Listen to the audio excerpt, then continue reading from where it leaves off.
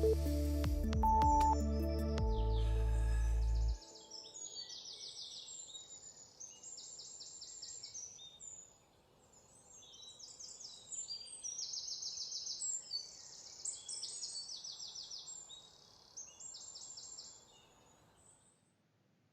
morning and welcome to Breathing for Life.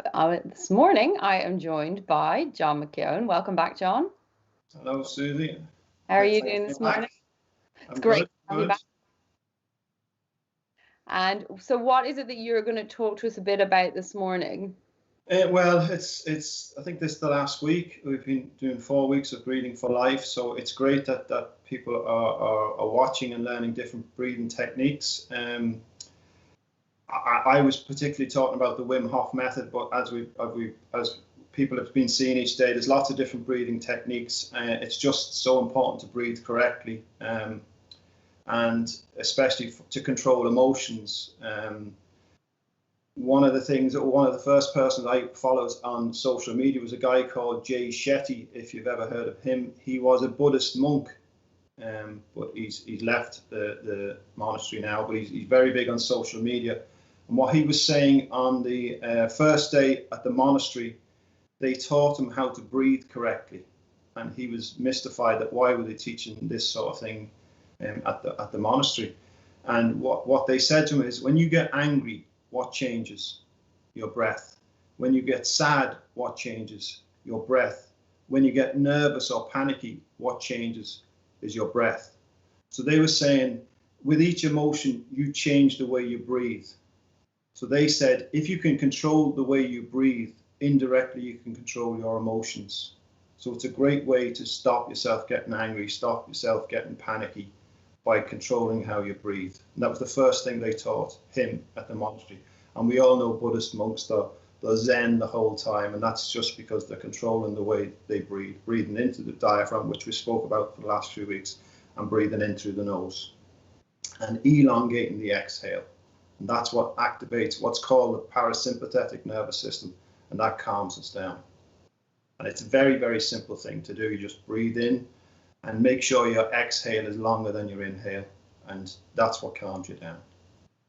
So that's just like simple techniques. You don't need to be doing anything special. Just be aware of how you breathe. Make sure you try and breathe into the diaphragm, as I said, and in through the nose, and elongating the exhale to calm yourselves down. And that's the way we all should be breathing. So just help control our emotions by breathing properly and not freaking out.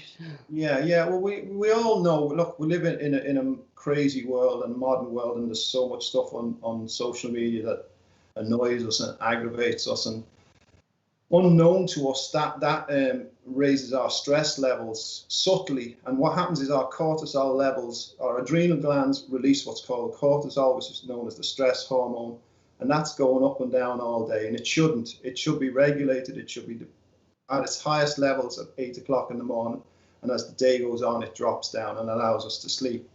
But what happens, all this stuff that we see and hear about annoys us or affects us, and cortisol levels go up and down and not in a smooth flowing pattern that they should be doing.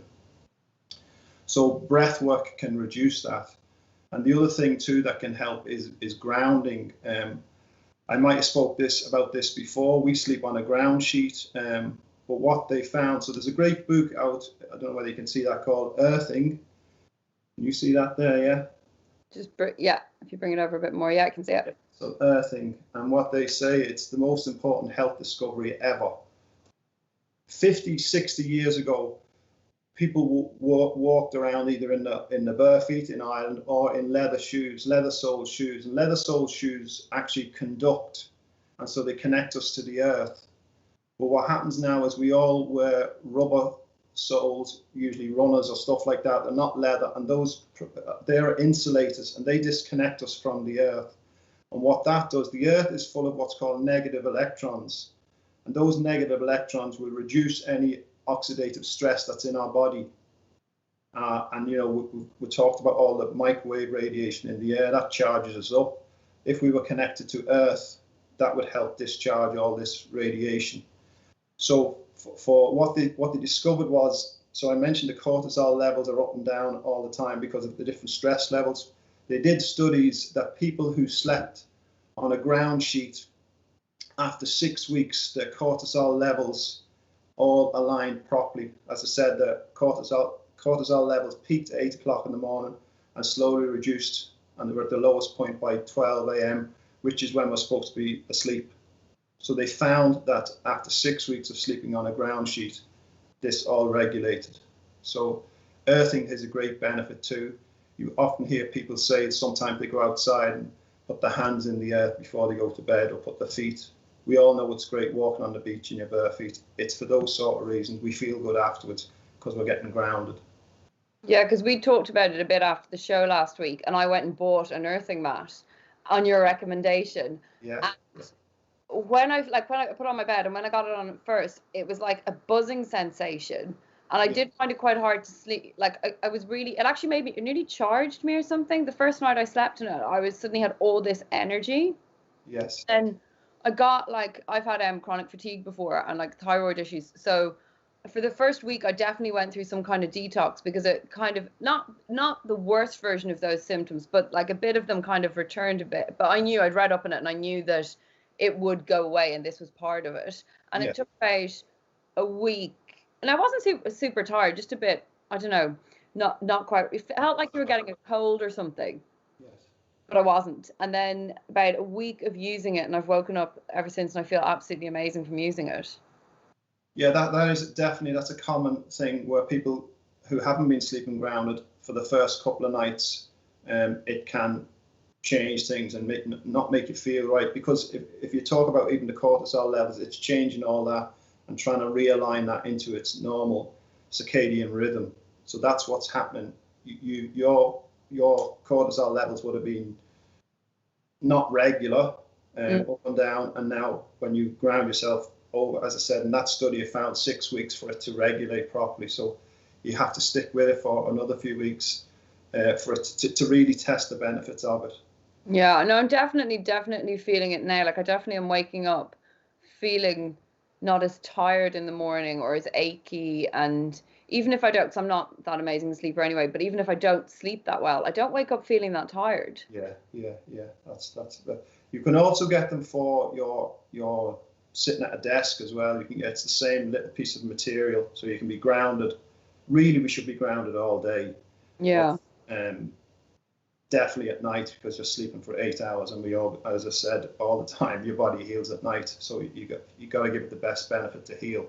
You can get them for sitting at a desk, and all the ground sheet is, it's a piece of material with very fine filaments of metal in it. You put it under your bed sheet, and then you just basically plug it into the earth socket in the wall. So it's simple to do, but very effective. So there is, I think I mentioned to you, there's the book Earthing, and there's did I mention the movie Earthing movie? Earthing the movie, and that's on YouTube, is it? It's on YouTube, yeah. It's fascinating. It talks about a girl who had trouble with her child, couldn't sleep very well. And it was only when she'd go outside and she'd hold the baby, and when she'd be in her bare feet, the baby would relax and settle and stop crying. Fascinating. And then it shows some of the scientific studies. So we definitely should be connected to the Right. I'm going to sound like a bit of a cliche here, but you know, you see people are like literally hugging trees, because if you hug a tree, that helps earth you as well. Yeah. So, yeah, I mean, my wife does. I did it yesterday in the park, tree hugging with my friend. Yeah. So she'll kill me for saying that. But anyway, yeah, like if you think about what the tree has massive roots down into the earth, it's like an earth rod. Okay. So for us, our reception in this house is bad on our phones, and that's because I planted trees all along. So they will block, they're like earth rods coming up, and they'll block the signals, which is not good for the phone, but it's good for us, for our bodies. We have to go outside to get away over from the trees to get good reception. But the trees act like an earth rod. So it is good to hug them if you want. You might look a bit. Nobody's looking. Who cares? And that's probably why when you're in a forest or anything like that, and you know you're surrounded by trees, you do feel such a sense of calm and grounding and at one with nature, because you're not being hit with as much, like, I don't know, electromagnetic fields. Not bad, electromagnetic radiation, or yeah. But it's so true, because, as I said, they act like as a shield. They're emitting, plus you're getting clean oxygen as well. So that also helps. And you're surrounded and being blocked from all this, because it's everywhere now. You know, you go into any major town, driving into this town, you'll see a big tower up in the middle with all sorts of dishes on, and that's just beaming across, and it's surround us all day.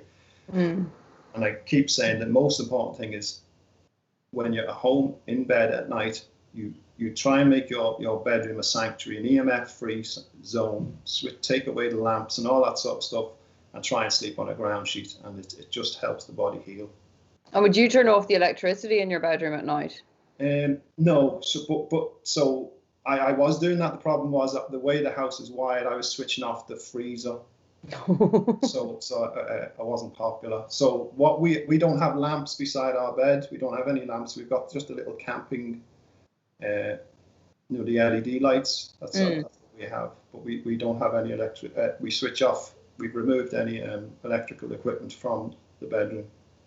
I don't know whether I was talking to you about building biology guidelines, was I?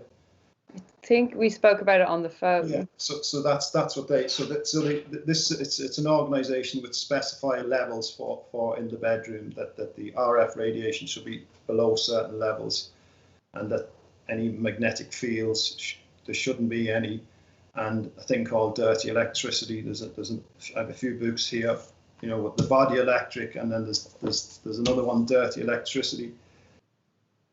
How the electricity flowing through the mains, if it's got high frequencies on it, that also affects us. Now that can be filtered out. You can buy filters, but ideally you want to get rid of it. That source, not so easy to do.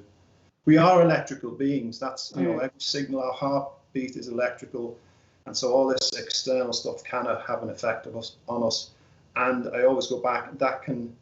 What I was trying to show in the live blood analysis is that what it does, if we talk about breathing and oxygen, it makes all our red blood cells stick together and prevents oxygen being delivered, and prevents the blood flowing through the smaller capillaries. So that's how it relates back to breathing. We can sort of help by doing proper breathing. We can discharge those cells and make them, again, I showed it in the live blood analysis. But ideally, another way to prevent it is through grounding. Yeah. Okay, well, on that note, let's go over and do the live breathing workshop. If anybody hasn't joined us already, the box should be below to show you how to join, and then John's going to get started. Okay.